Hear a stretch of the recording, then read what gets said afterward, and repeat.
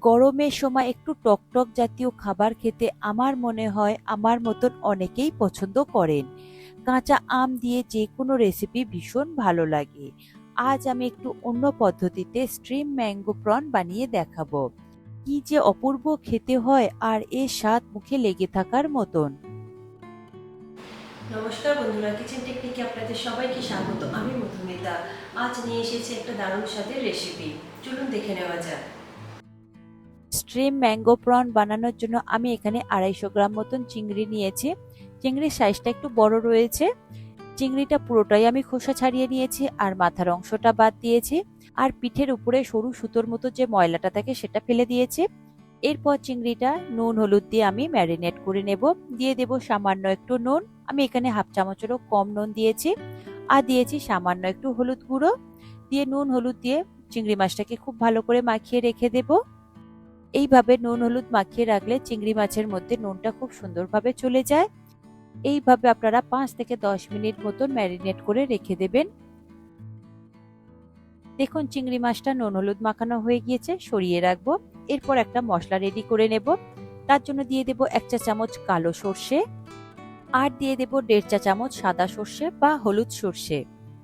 এখানে হলুদ সর্ষের থেকে কালো সর্ষের পরিমাণটা একটু কম দেবেন, তা না হলে কিন্তু তিতো হয়ে যেতে পারে, কারণ কালো সর্ষে অনেকটাই ঝাঁঝালো হয়। এরপর দিয়ে দেব ঝালের জন্য 2টো কাঁচা লঙ্কা, তবে ঝালটা আপনারা নিজেদের টেস্ট অনুযায়ী দিয়ে দেবেন। এরপরে সামান্য একটু জল দিয়ে আর একটু নুন দিয়ে খুব ভালো করে একটা স্মুথ পেস্ট তৈরি করে নেবেন। নুন দিয়ে বাটলে সর্ষেটা তাহলে আর তেতো হয় না। এরপর দেখুন নিয়েছি একটা কাঁচা আম। আমটা দেখুন আমি একটা গ্রেটারের সাহায্যে গ্রেট করে নেব। এইভাবে গ্রেট করে নিলে ম্যাঙ্গো স্ট্রিম প্রনটা বেশি ভালো লাগে খেতে। তবে আপনাদের কাছে যদি গ্রেটার না থাকে সেক্ষেত্রে আপনারা পেস্ট করেও ব্যবহার করতে পারেন। আর কাঁচা আম এখানে খুব একটা বেশি দেওয়ার প্রয়োজন নেই, 2 থেকে 3 চা চামচ মতন দিলেই হবে।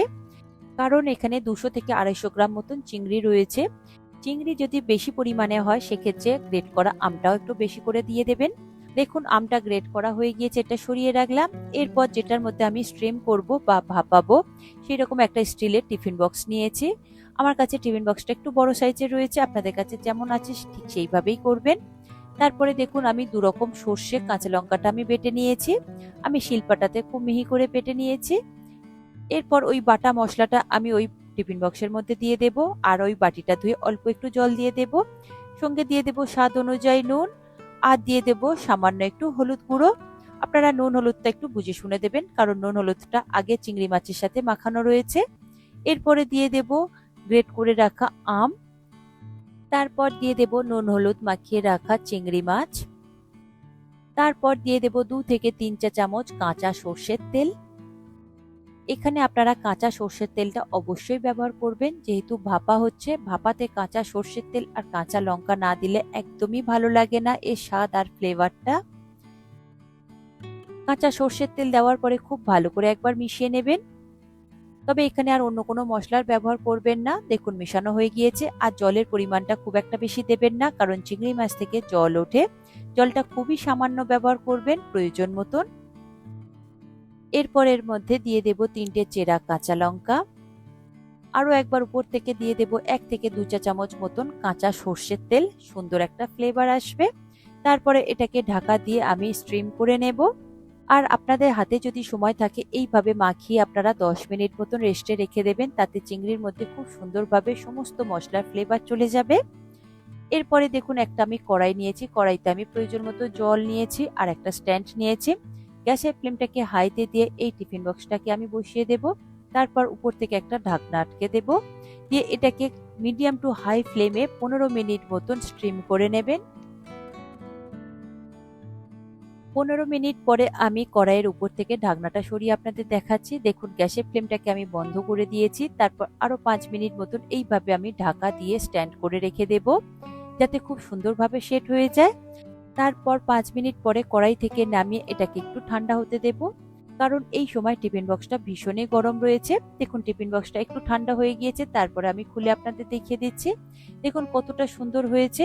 আমি জলের পরিমাণটা কম দিয়েছিলাম বলে দেখুন খুব একটা বেশি পাতলা হয়নি। ঠিক এই রকমই ঘন হলে কিন্তু খেতে বেশি ভালো লাগে, আর পাতলা হলে কিন্তু খুব একটা বেশি ভালো লাগে না।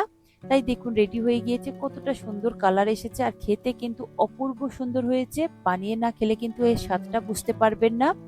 নর্মালি আমরা চিংড়ি ভাপা করে খাই, তবে এই ভাপাটা সম্পূর্ণ আলাদা রকম লাগবে খেতে। এর স্বাদ আর ফ্লেভারটা সম্পূর্ণ আলাদা।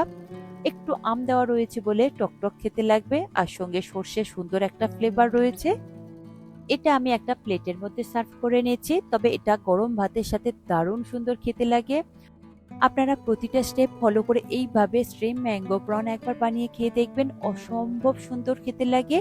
নর্মাল আর চিংড়ি ভাপা খেতে ভালোই লাগবে না, এই ভাপাটা যদি একবার বানিয়ে খান দেখবেন এর স্বাদ একদম মুখে লেগে থাকবে। তবে গরম ভাত দিয়ে এটা খাবেন, দারুণ সুন্দর ফ্লেভার আসে আর দারুণ সুন্দর টেস্ট লাগে। দেখবেন এই স্ট্রিম ম্যাঙ্গো প্রন হলে আর অন্য কোনো রেসিপির প্রয়োজনই পড়বে না, এতটাই সুন্দর খেতে হয়। দেখুন রেডি হয়ে গেল আমার আজকের রেসিপি স্ট্রিম ম্যাঙ্গো প্রন। আশা করি আজকের এই রেসিপি আপনাদের ভালো লাগলো। ভালো লাগলে এইভাবে একবার বানিয়ে দেখবেন, আমার মনে হয় আপনাদের সকলেরই ভীষণ ভালো লাগবে। ভালো লাগলে কমেন্ট করে অবশ্যই জানাবেন আর লাইক শেয়ার করবার অনুরোধ রইল। যদি চ্যানেলটি সাবস্ক্রাইব করা না থাকে তাহলে চ্যানেলটি সাবস্ক্রাইব করে নেওয়ার অনুরোধ রইল। আজ তাহলে এই পর্যন্ত, আবারও দেখা হবে অন্য কোনো দিন অন্য কোনো রেসিপির সাথে। সবাই ভালো থাকবেন, সুস্থ থাকবেন আর ভিডিওটি পুরো দেখার জন্য অসংখ্য ধন্যবাদ।